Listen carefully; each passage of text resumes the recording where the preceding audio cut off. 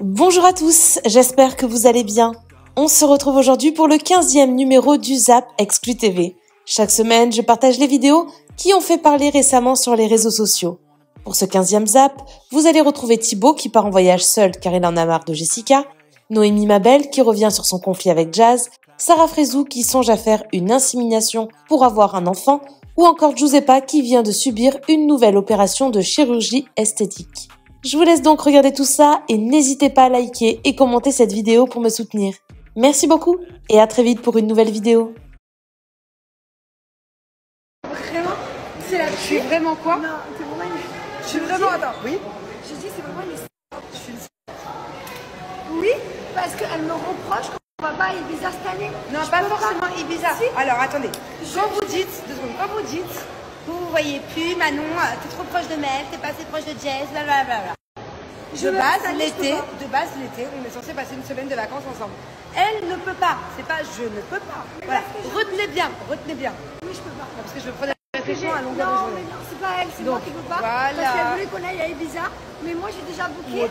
Tout mon été, il est booké jusqu'au mois de décembre. Voilà. Mais de base, attends, il y a 3 mois en arrière, t'avais déjà plus de place. La meuf, elle boucle son été un an avant. Qui fait ça? Je suis jusqu'au mois de décembre. Je veux savoir quand au mois de décembre. Excuse-nous. Oui. Excuse-nous. Donc t'es vraiment une salope parce que je te promets que l'année prochaine, je te mets. Elle m'insulte gratuit. Et toi, t'es vraiment une connasse, d'accord? De ne pas nous avoir gardé 4 jours dans l'été. La meuf, elle a fait un emploi de ministre.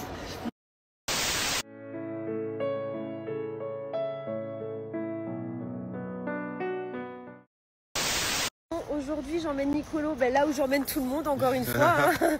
C'est vrai. Parce que je suis en collaboration avec le parc et du coup, je suis trop contente de faire des Walibi, j'ai jamais été, du coup j'ai trop hâte. Voilà, il avait vraiment envie de faire des attractions aujourd'hui. Que ce soit Walibi ou Paradisa par exemple, franchement, moi je suis très fière d'être en collaboration avec ces deux endroits qui est dans ma région. C'est vraiment à chaque fois. C'est deux endroits à visiter, du coup, quand tu viens ici, tu peux pas les louper. Et puis, et c'est à 20 minutes de chez moi à chaque fois, donc franchement, rien de mieux. De toute façon, il n'y a que ça. Dans la région, il n'y a que ça. Non, c'est faux, mais c'est.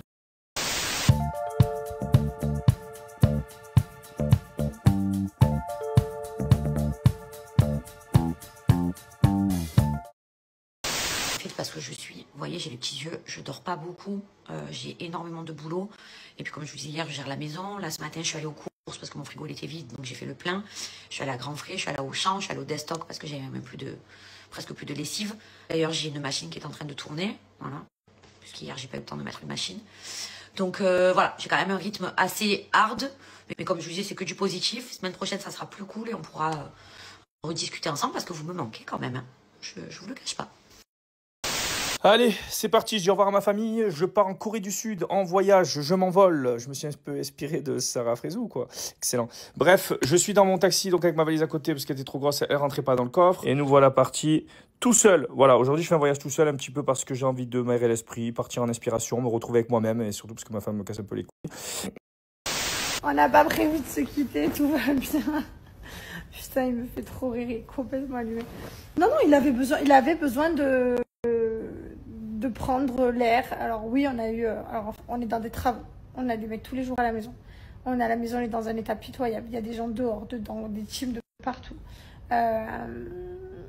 Donc ça nous a un peu bouffé le moral. Puis Thibaut, il a été pas trop bien. Des fois, il est pas bien comme ça. Et du coup, tout simplement, il est parti prendre l'air et ça lui a fait du bien. Il avait dit qu'il voulait faire un voyage et se retrouver seul avec lui-même et tout. Et voilà, bon, il m'a fait trop rire parce qu'hier, il s'est perdu dans la Corée pendant 2 heures. Il me dit, chérie, putain, en fait, t'es trop indispensable à ma vie. Bref, non, je te rassure, tout va bien. On est au téléphone tout le temps. Non, tout va bien. On n'a pas prévu de se quitter, juste de prendre un peu d'air. On est tout le temps ensemble. On travaille ensemble, on mange ensemble, on emmène les enfants à l'école ensemble. On fait nos activités, on se joue au paddle ensemble. Enfin, tout est ensemble, quoi. Donc, se séparer un peu, ça fait du bien aussi. En France, non. C'est malheureux, hein. Moi, je suis fière d'être française. Moi aussi, on adore la France, j'aime la France. C'est pas en sécurité. Et franchement. Toi, t'as vécu beaucoup de drames en plus par rapport à ça. Je me suis fait braquer. T'as peur encore maintenant quand tu rentres ou pas? On a tiré chez moi pendant que j'y étais. Ah, c'est vrai, ça, j'avais oublié cet épisode de dingue, mon Dieu. Ouais. Tu t'avais envoyé un message d'ailleurs. Ouais, tu m'avais envoyé un message. Ça n'a pas été facile. C'est pour ça que je me sens beaucoup mieux beaucoup mieux à Dubaï. Je me dis, peut-être que si je rentre en France, il va peut-être m'arriver un truc, peut-être qu'on va me tuer. Donc, tu te vois rentrer là maintenant, genre? Là, pour le travail, oui, mais en faisant très attention, en prenant de la sécurité et tout ça. Mais pour y vivre, non, j'ai pas envie de vivre avec une boule d'angoisse ou avec la peur de mourir. Surtout Regarde ce qui s'est passé avec le frère de Camilla. Il est dans le coma. Sur le réseau. Il est dans le coma. Il s'est fait agresser à Marseille. C'est horrible. C'est quelque chose qui ne peut pas t'arriver à Dubaï. Tu ne peux pas vivre sereinement en France. Aller faire une assimilation toute seule dans un pays étranger qui est possible aujourd'hui. Tu peux faire des PMA sans pour autant avoir de mec. Il y a des donateurs et tout, mais vraiment ça c'est genre si j'ai pas le choix. Genre limite je préférerais adopter avant. Vivian, t'accepterais de faire un combat, Vivian, toi? Oui, contre toi, oui. Mais pas contre toi. Ah, mon rêve. Mais c'est mon rêve, mais je te massacre. Contre toi, oui. Attendez. Je peux vous organiser ce combat. Est-ce que vous accepteriez de vous affronter pour l'Influence Fight Club numéro 3? C'est une hypothèse. Hein. Alors, juste un truc. À une seule condition. Que dans le concours, il n'y ait pas des consanguins, des gens qui live en Air Max, Obélix, qui jouent contre Capi. Pas de souci. T'inquiète. Parce qu'en fait, je vais vous expliquer. La prochaine édition de l'Influence Fight Club, on est déjà dessus. Et il y aura beaucoup moins de combats d'influenceurs. C'est pour ça qu'on va garder l'élite. C'est bon. Par contre, Vincent, je t'explique. Et Toto, on est d'accord, donc tu m'entraînes toi? Bien sûr. Ok. Organise le match entre Vincent et moi. Vincent, t'es sûr? Ok, je suis dessus. T'assumes, Vincent? Oui, moi, il faut voir ça.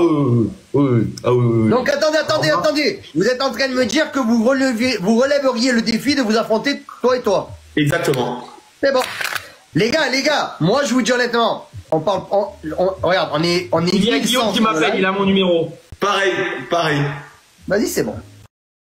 Absolument savoir la version de Guillaume Pelletier. Je lui ai dit, écoute Guillaume, j'ai entendu que t'as dit à Ilan, toi en particulier t'es culotté de me parler de Du coup, je demande à Guillaume Pelletier de me confirmer ou pas cette histoire-là. Et écoutez cette partie de vocal. Oui, effectivement, en fait, regarde, j'étais à la table des commentaires et on appelle Ilan qui vient pas, et dans ce coup, quelqu'un de la régie vient me voir et me dit ouais, Ilan veut pas venir parce qu'apparemment son adversaire a pris la Et là, j'ai déposé le casque des commentaires, je suis allé en courant dans son vestiaire, j'ai pété un câble, j'ai failli gifler, en fait, pour être honnête avec toi, je voulais l'écarter parce que je réitère ce que j'ai dit, j'en dirai pas plus. T'as pas honte de me parler de